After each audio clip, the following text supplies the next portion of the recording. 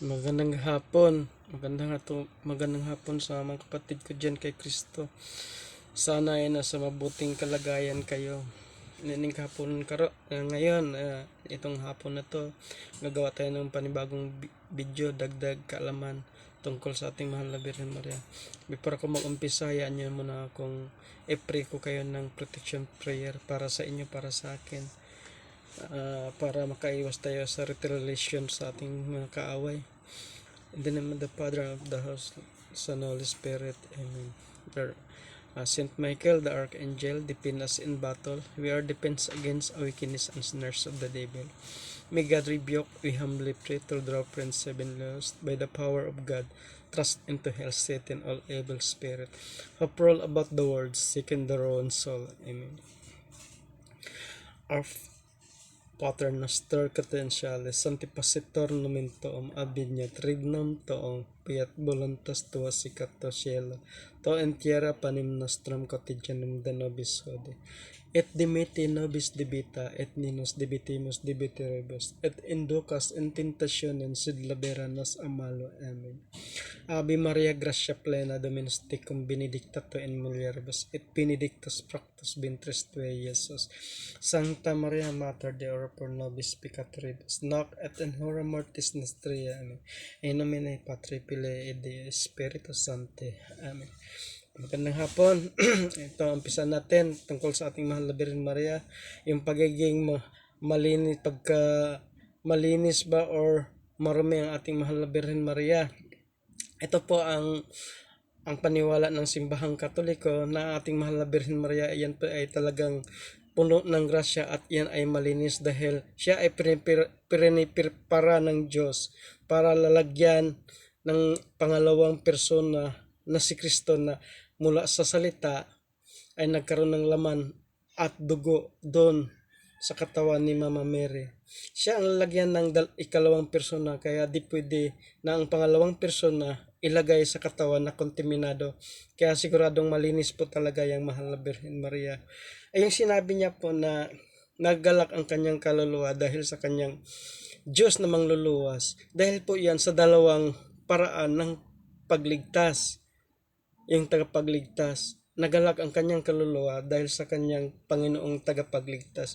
May dalawang paraan po ng pagligtas. Yung dalawang paraan sa pagligtas, yung nalaglag ka na sa sala bago ka iniligtas. Tulad natin, nalaglag na tayo sa sala dahil nalipin na tayo sa kasalanan. Tapos iniligtas tayo ni Kristo sa pamagitan ng pagpakamatay niya sa krus. Ang mahal na Birhen Maria naman ay hindi pa nalaglag sa sala, iniligtas na siya ng Diyos kasi piniprepara nga siya para lalagyan ng pangalawang persona. Kaya example lang, kung naglakad ka sa daan tapos may hukay, tapos yung hukay maraming putik, pag naglalakad ka doon, before ka nahulog doon sa hukay, may tumawag sa iyo na huwag kang tumuloy, may hukay dyan, mahuhulog ka. Yun, iniligtas ka noon, pero hindi ka pa nahulog. Na meron namang nahulog na pagkahulog sa hukay, merong tutulong sa iyo, inaahon ka. Yun, iniligtas ka din noon, pero nahulog ka na. Kaya dalawa ang pamamaraan sa pagligtas. Kaya si Mama Mary iniligtas na hindi pa nalaglag sa kasalanan. Kaya nga sinabi niya, ang lahat ng tao ay tatawag sa kanyang pinagpala sa lahat ng mga babae. Bakit naman sasabihin niyang lahat, all generations call me blessed? Dahil siya lang ang bukod tangi na hindi pa nagkasala, nailigtas na. Kaya nga tayo tumatawag sa kanya nga, blessed are you among women. Pinagpala ka, bukod kang pinapala sa lahat ng mga babae. Kaya sinabi niya yon. Kaya mali po ang interpretasyon nila na makasalanan ng mahal na Birhen Maria. Kasi kung makasalanan siya, dapat si Kristo makasalanan. Dahil sinabi ni Job sa 14:4, kung meron kayong Biblia, tingnan nyo sa 14:4 sa Job na hindi ka makakuha ng malinis mula sa marumi. Kaya ang nakuha na si Kristo ay malinis, kung tinatanggap ng full of grace si Kristo at malinis, ibig sabihin malinis yung pinanggagalingan. At tapos, iyon ang pwede natong ipaliwanag tungkol dyan. Kaya, kung ano man ang atake nila tungkol sa katauhan ni Mahal na Birhen, marumi man or malinis, Kung di man natin kayang ipaliwanag, ang importante, alam nating malinis ang mahal na Birhen Maria. No? Tapos, yung panahon, bakit naman naging mama natin si mahal na Birhen Maria? Bakit tumatawag tayong ina natin si mahal na Birhen Maria? Naalala nyo ba nung nakabayubay siya sa cross? Nung nakabayubay siya sa cross, sabi ng Panginoong Hesukristo sa kanyang pinakamamahal na apostoles na si San Juan, sabi niya, "Anak, andito ang iyong ina." Ibig sabihin, si Mama Mary, inutusan niya si Juan, nakikilalanin niyang ina ang mahal na Birhen Maria. Kaya sinabi din niya na, "Ina, andyan ang iyong anak." Gusto naman ni Hesukristo na si Juan ay kilalanin ni Mama Mary na kanyang ina. Ibig sabihin, yung mensaheng yun, hindi lang para sa kay San Juan. Yun po ay para sa buong mundo, para sa ating lahat, lalo-lalo na sa tagasunod ni Kristo, na tanggapin natin si Mama Mary sa ating pamamahay. Tulad ng isang ina, pag may umaway sa ating ina, ipagtanggol natin. Dahil vice versa lang yan.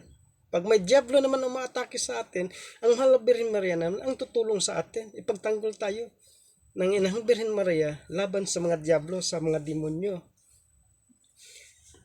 Pag siya ang inaway ng mga taong ginawang instrumento ng diablo, andito tayong mga Katoliko, ipagtanggol natin siya. Kaya hindi natin siya maipagtanggol kung hindi natin alam kung paano natin siya pagtanggol. Alam natin na sa panahon na inatake tayo ng diablo, hindi natin maramdaman ang tulong ng mahal na Birhen Maria. Maramdaman lang natin ang tulong ng mahal na Birhen Maria kung binigyan natin siya ng authority na tulungan tayo.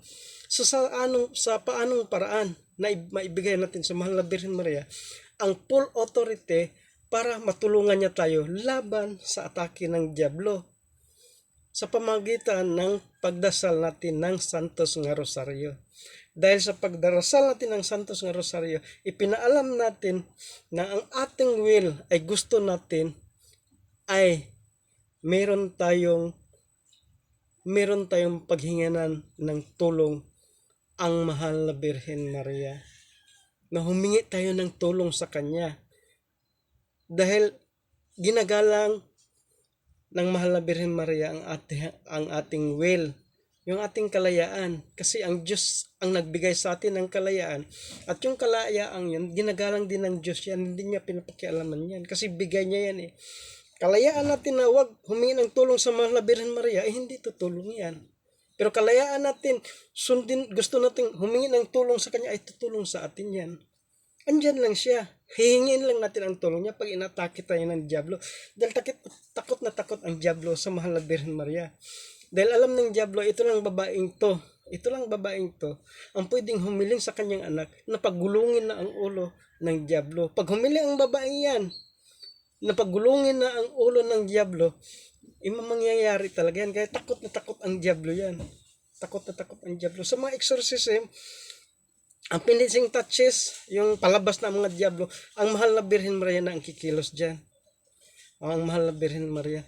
Base sa naranasan ko at base sa kwento ng kapatid ko, kasi yung kapatid ko, deliverance minister tsaka yung anak niya, deliverance minister, dalawa sila. Kaya kinikwento sa akin yung nagaganap sa panahon na may deliverance, may deliverance lang ginagawa. Kaya alam ko yan dahil dinanas ko rin yan dito mismo sa bahay namin. At saka ko naikikwento paano, kasi mahaba din yun. Itong pinag-usapan natin ngayon ay ang mahal na Birhen Maria. Kaya tandaan natin iniwan sa atin ang mahal na Birhen Maria para pag may umaatake sa kanya, yung mga troll ng diablo, kasi hindi naman kaya siya atakin ng diablo, kaya gumamit siya ng mga troll, pinapayaman niya yung mga mayayamang tao, pinapayaman niya sabay atakin ang mahal na Birhen Maria. Ang kabayaran noon, yung kayamanan nila, naging mayaman sila habang inaalipusta nila ang mahal na Birhen Maria. Kaya hindi tayo papayag na ang babaeng nagbigay sa kanya nagbigay ng kanyang laman at sa kanyang dugo para maligtas tayo dito sa mundo, ay alipustahin ng mga troll, ng mga diablo. Hindi tayo papayag. Kasi ang mahal na Birhen Maria, hindi yan papayag na aatakihin tayo ng diablo basta hingin natin ang kanyang tulong. Hindi papayag yan. Bakit naman galit ang diablo at takot na takot sa kanya? Alam niyo yung Genesis 3:15, na? Yung Genesis 3:15, alam niyo ba yung Genesis 3:15? Simula yon ng Biblia, umpisa ng Biblia yon. Pagkatapos sa Eva nahulog sa sala dahil nakinig siya sa kwento ng masamang anghel. Binubula siya ng masamang anghel. Sabi ng masamang anghel, bakit hindi mo kinain yung bunga na yan? Ay, nakakain kami kahit anong bunga, maliban sa bungang yan. Dahil yung bungang yan, mamatay daw kami pagkakain kami sa bungang yan. Sabi naman ni Satanas, hindi naman kayo mamatay pag kumain kayo dyan. Magiging tulad ka ng Diyos. Malaman mo ka ano ang tamaan ng binubula siya, biro mo, maging tulad ka ng Diyos. Tapos pinangakuan siya na pag kumain ka niyan, hindi ka mamamatay, hindi ka na mamamatay. Samantalang nung nasa Eden sila, wala talaga silang kamatayan. Pinangako ng diablo, yung nandun na kay Eva, yung walang kamatayan. Pinako ng diablo, ganun kagaling ang diablo, ganun kagaling mambola. Kaya, nagka-interest din naman dahil may kasamaan din ang, masama din ang yung pagnanasa niya nga, maging tulad siya ng Diyos yun. Kumain siya ng prutas dahil nakinig siya sa diablo. Kaya, ang lahat nalaglag sa sala. Kaya nga, ang lahat pinalaya sa Eden. Sila pinalaya sa Eden. Tayo ngayon, wala sa Eden. Nasa mundo. Andito tayo sa mundo ngayon kung saan dito din tinapon ang diablo. No? Tapos, tayo lugmok na nung panahon yun, pero may binigay naman pag-asa ang ating Panginoon, ang Diyos na nasa langit. Nagbigay naman ng pag-asa, sabi niya sa Ahas. Ikaw, Ahas, ikaw ang dahilan ng pagkakasala ng sanglibutan. Dahil sa iyo, ikaw lang bukod tanging hayop na lalakad na gamit ang iyong tiyan. Gamit ang tiyan, maglalakad siya gamit ang kanyang tiyan. Kumbaga sinusumpa siya. At gawin kong magkaaway ikaw at ang babae. May propesya na sinusumpa siya, maglakad gamit ang tiyan, at gagawin ng Diyos na magkaaway siya at ang babae. Pati ang kanilang mga kalahi, yung binhi ng babae at binhi ng diablo magiging magkaaway. At dudurugin ng babae ang ulo ng diablo at kagakatin naman niya ang dito sakitin sa likod ng paa, tutuklawin niya. Bisaya kasi ako kaya medyo hirap, sana maintindihan nyo na lang. Yung kakagatin yung sakong ng babae, tapos dudurugin naman niya yung ulo ng bitin. Propesya po yun na magigagawin kung magkaaway ay yung lahi at ang lahi ng bitin, at dudurugin niya ang ulo mo at kakagatin mo ang kanyang sakong. Yun po. Ang pagkagat ng sakong, yun po yung pag-atake ng diablo sa ating buhay, na nasasaktan tayo sa atake niya, no? Pero kung yung yung sakit na yon, yung naramdaman natin, kung ipaubaya natin yan sa Diyos, kumbaga, tatanggapin na lang natin yan at hilingin natin sa Diyos na tulungan mo akong harapin ang mga problemang to. No, yun yung kagat na yung pagpaparamdam sa diablo na kailangan kang magalit, kailangan kang magwala, kailangan kang magpakamatay na lang, or kailangan mong masiraan ng ulo. Pero kung hayaan mong tanggapin na lang, ipaubaya mo sa Diyos ang lahat ng iyong diraranas na kasakitan, yun na may nagpapahirap sa diablo. Dahil pag tinanggap mo yun, dahan-dahan mawawala yung sakit ng iyong kalooban. Dahan-dahan magiging maayos ang lahat dahil tinatanggap mo na yung kasakitan yun eh. Hindi ka na kontra, hindi ka na naggalit, hindi ka na sumasama ng loob. Pinaubaya mo sa Diyos. Parang sinabi mo, Lord, hinayaan mo itong pangyayaring to sa aking buhay. Ibig sabihin, may rason at may dahilan. Kaya, ikaw nang bahala. Tulungan mo lang ako nga, makayanan ko to. Pag ginawa mo yan, masisira ang ulo ng diablo. Paano kanya tatalunin? Dahil hinayaan mo na lang eh. Kaya, habang hinayaan mo, doon mo naman dinudurog ang ulo niya. Doon mo naman inaapakan ang ulo niya. Sino pa ang unang aapak sa ulo niya? Ang babae. Ang babae ang umaapak sa ulo ng diablo. At tayo din naman mga anak ng babae. Diba? Pati ang mga kalahi ng babae at ang Panginoong Hesukristo mismo o aapak sa ulo ng diablo. At tayo din, gusto din ng mga Panginoong Hesukristo na tayo din aapak sa ulo niya. Kasi hindi naman pwede na siya lang ang aapak tapos ideklara siya doon sa langit na panalo, samantalang tayo hindi natin naapakan ang ulo, hindi natin nadurog ang ulo, idideklara din tayong panalo. Hindi pwede. Dapat nanalo din tayo. Dapat yung mga pagsubok na dumating sa ating buhay, na hinayaan naman ng Diyos na mangyari sa atin, dapat malusutan natin yan na walang reklamo. Kahit magpatulog lang tayo ng luha, tapos hingin sa Diyos, binigay mo to sa amin. Sana tulungan mo kami na malusutan itong mga problema ito. Masolve namin ang problema to. Ikaw na pong bahala kung anong mangyayari. Basta kikilos lang ko base sa aking kakayahan. Yun po, 90% sa pag-solve sa ganung problema, binigay mo sa Diyos. Kasi kung tayo-tayo lang, wala tayong makitang paraan kung paano yan ma-solve. Pero kung ang Diyos ang hayaan ating gumabay sa atin, talagang masosolve yan. Doon, pag ganun ginawa mo, hindi ka na kayang saktan ng diablo dahil mahirapan siya. Isipin, paano ko to saktan? Tinatanggap lang niya lahat.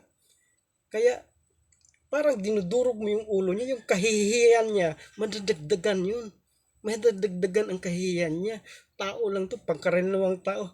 Higit ako rito ng million times. Mas powerful ako dito ng million times. Bakit hindi ko masaktan? No? Ganun. Sakit sa kanya yun dahil mapapahiya siya. Kaya dinudurog mo yung ulo niya.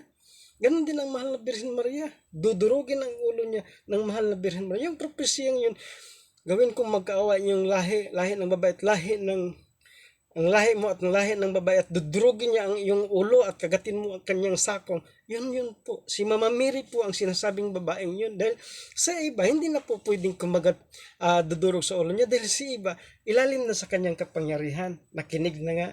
Na ilalim na sa kanyang kapangyarihan. Nagkasala na si iba. Kaya paano ka magiging dudurog sa ulo ng ahas kung nagkasala, naging alipin ka ng ahas? Pag nagkasala, may kasabihan nga, ang makasalanan ay anak ng diablo. Ganun yun. Kaya, yung sa Genesis 3:15, yun yun po yung babaeng yun, yung dudurog sa ulo ng ahas, ang babaeng mahal na Birhen Maria po yun. At saka yung mga kalahi ng babae. Kasama na doon si Jesucristo. Kung swertehin, kung kayanin natin ang trials na, kayanin natin ang lahat ng trials na dumating sa buhay natin, kasama na tayo doon dudurog sa ulo ng ahas. Bakit ba galit na galit ang ahas? Galit na galit ang ahas sa atin at sa mahal na Birhen Maria. Before ginawa ang mundo, nauna nang ginawa ang mga anghel. Nauna nang ginawa ang mga anghel at ang mga anghel meron din yung kalayaan. May kalayaan din yan. Powerful ng 1,000,000 beses kaysa sa atin. At saka perfecto sila ng 1,000,000 beses kaysa tao. At saka matatalino sila. Sobrang talino nila. Kaya, nung sinabi ng Panginoong, nung sinabi ng Diyos, may binigay siyang revelation sa mga anghel dahil ang mga anghel nasa ilalim ng mga pagsubok, sinubok ang kanilang humanity. Nung nirebuild ng Diyos, nagagawin niya ang tao at ang pangalawang persona doon mananahan sa tao, doon po nagalit ang Pangulo ng mga Serapin. Nagalit ang Pangulo ng Serapin kasi ang tao, mababa yan sa kanila Million times nga silang powerful sa tao, million times silang mas matalino sa tao. Kaya nagalit siya kasi ang mangyayari, pag yung nanahan ang salita, ang pangalawang persona sa tao, maaaring babaw sila sa tao. Yun po ang ayaw niya, hindi niya kayang gawin yun, yung magpakumbaba. Kaya nag-rebuild siya, kumbaga nagprotesta siya. lumaban siya sa Diyos. Pagprotesta niya, lumaban siya sa Diyos. Kaya doon naman pumasok si Archangel, ang pinakamababang rank ng mga anghel, 'di ba? Meron tayong siyam na rank sa mga anghel. Si Archangel ang pinakamababa. Siya naman ang tumalo sa sa ahas, sa bitin. Yung bitin na yun yung si Satanas. Ang basa natin yan sa Revelation na merong labanang nangyayari sa kalangitan at tinalo ni San Miguel ang matandang ahas na ngayon ay dragon na.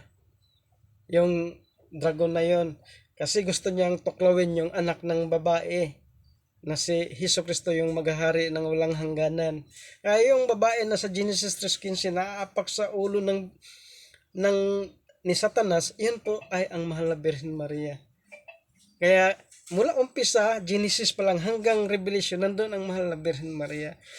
Yan po ay hindi alam ng mga ibang relihiyon kasi inaano nila yan dinadivert, iba yung kahulugan nila dyan Iba ang kahulugan, binibigyan nila ng ibang kahulugan. Pero ang dapat nating sundin, ang kahulugan na ibinigay ng simbahan. Kaya alam naman natin na ang simbahan, siya ang nagpalabas ng Biblia.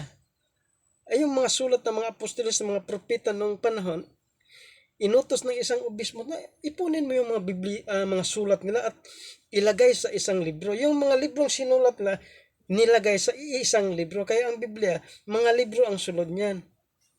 Mga libro ang sulod niyan, 72. Mga libro yan.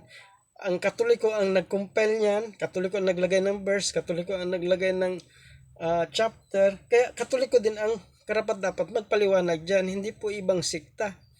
Kaya para may panlaban tayo, kasi mga taong to hindi talaga ito titigil Kasi may nagdikta rito at saka kapalit sa kanilang pag-atake sa mga Birhen Maria, pira hindi titigil yan. Kaya tayo naman, hindi rin tayo titigil pagdepensa sa mahal na Birhen Maria. No? Matinding labanan yan. Kaya yung mahal na Birhen Maria, nalaman ng dragon na gagawin ang tao at yung taong yun, manganak ng batang lalaki na si Jesucristo, ang ginawa ng diablo, inabangan niya yan. Inabangan ng diablo yan na pag may lumabas na paggawa ng tao ng Diyos, kaya inabangan niya. Sabi niya, di pwede na ang pangalawang persona ianak ng isang babae, tapos yung babae, magbabaw sila, gagalang sila sa babae. Kaya kailangan i-contaminate nila ang babae para hindi matupad yung kagustuhan ng Diyos na ipanganak ang kanyang pangalawang persona na manahan sa tao. Ang ginawa ni Satanas, inabangan niya. Nung ginawa ng Diyos ang tao na si Adan at ginawa ng Diyos si Eva, akala ng diablo, yun na yun ang manganak ng pangalawang persona. Kaya sinakmal niya kaagad yung babae na si Eva. Ang buong akala niya yung mag-anak ng pangalawang persona. Yung pala, nagkamali siya. Mali siya kasi hindi naman pala yung babaeng yun ang mag-anak sa pangalawang persona. Kaya tinuklaw niya kaagad. Nagkamali siya, mali siya. Hindi pala si Eva yung inaabangan niya, kundi ang mahal na Birhen Maria. Kaya yun po, kaya galit na galit siya sa babae. Dahil yung babaeng yan, mula sa pagkalaglag natin sa sala, yung babaeng yan ang mag-aahon natin mula sa sala. Dahil si Eva kumain sa bunga ng punong kahoy, buong sanlibutan na kasala. Tayo naman ay kakain sa bunga na nasa tiyan ng babaeng yan, tayo na naman ay maliligtas mula sa sala. Maraming salamat. Ganun lang po yung ating pagpapaliwanag. Hayaan nyo muna akong mag-cleansing prayer tayo before tayo magtatapos. In the name of Jesus Christ, our Lord and Savior, by the power of the Holy Spirit, we pray the cleansing prayer of your beloved Son come upon us right now. purify us and wash us clean from top of our head down to the sole of our feet. Let this blood penetrate the very marrow of our bones to clean us for any entanglement from whatever spirit we have come in contact during the course of intercession. Refresh our body, soul, and spirit. Sign your Holy Cross, drive away the spirit from us in the name of Father, Son, Holy Spirit. Amen. Magandang hapon.